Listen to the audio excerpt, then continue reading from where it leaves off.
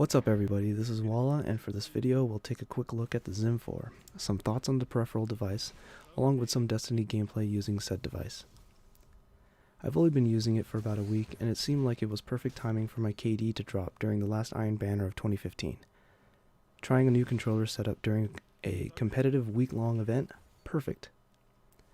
Fortunately, after 3 or 4 games I got used to the key mappings, as that was the hardest part to configure and familiarize myself with. And my performance went back to normal, which is somewhat mediocre to begin with. I've been playing FPS games on PC for years, so even though I've been deep into Destiny for the last year since its release, it didn't take long to get back to WASD movements and one-click headshots. Translating all the DualShock 4's buttons to a comfortable key map was the hardest part to setting up the whole system. If you're curious what I went with, I'll post my key mappings and additional resources like what sensitivity and curve settings that will hopefully provide a good starting point for you. Anyway, some of the immediate differences I noticed when using a Xim4 is how much easier it is to track your target, provided you've had some experience with FPS on PC before. While I got used to the Xim4, I decided to use a high rate of fire auto rifle so I can practice tracking my targets without relying too much on headshots for kills. By the way, the doctrine of passing is pretty dope. Who knew 0.04% can make a difference? Just don't get outnumbered. You'll notice during the gameplay in Widow's Court of how well I'm able to track targets in the air, which turned out to be pretty useful considering it seemed most players opted to jumping or blinking high to disorient their target and shotgunning the dome. Let me dispel some rumors or misinformation. The Xim4 cannot make you move faster, nor does using a mouse. Along with the console game's use of auto-aim give you a magic reticle that will seek out heads. It just can't. The smart translators in the Xim4 do just that. They translate the keyboard and mouse movements to emulate the controller at a 1-to-1 ratio. In fact, if you move your mouse too fast, trying to 360 no-scope XX420 nub killer XX behind you, you'll notice the Xim4 flash red, signifying, hey, your mouse movement is too fast for the game's allotted sensitivity. In other words, if you're playing at Sense 10 or Insane or whatever, that's the fastest the Xim4 will allow you to move. Also, you have to tweak the Xim4's movement curves because the auto-aim found in most console games, which is on by default to assist you with aiming with the controller in the first place, actually works against a mouse setup.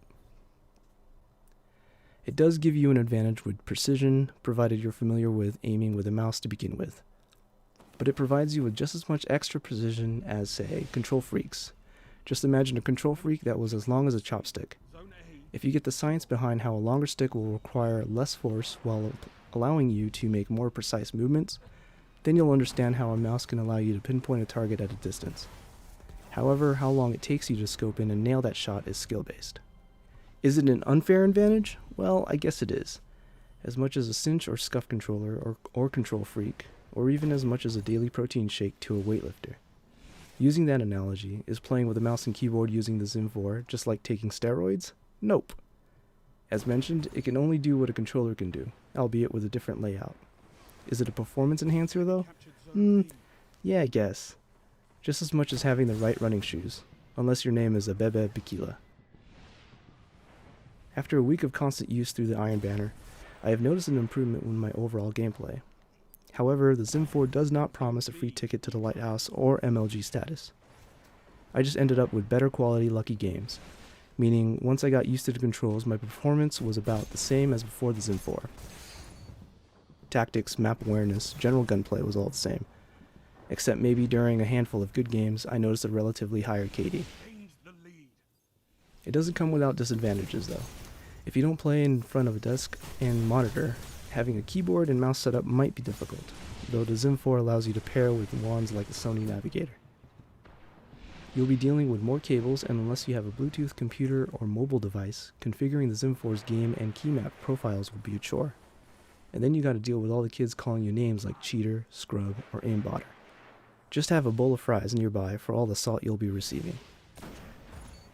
So thanks for watching. I hope you enjoyed some Xim4 gameplay with some food for thought on the ethics of such a console device. Perhaps I'll explore this subject again at a much later date, and see how things have changed.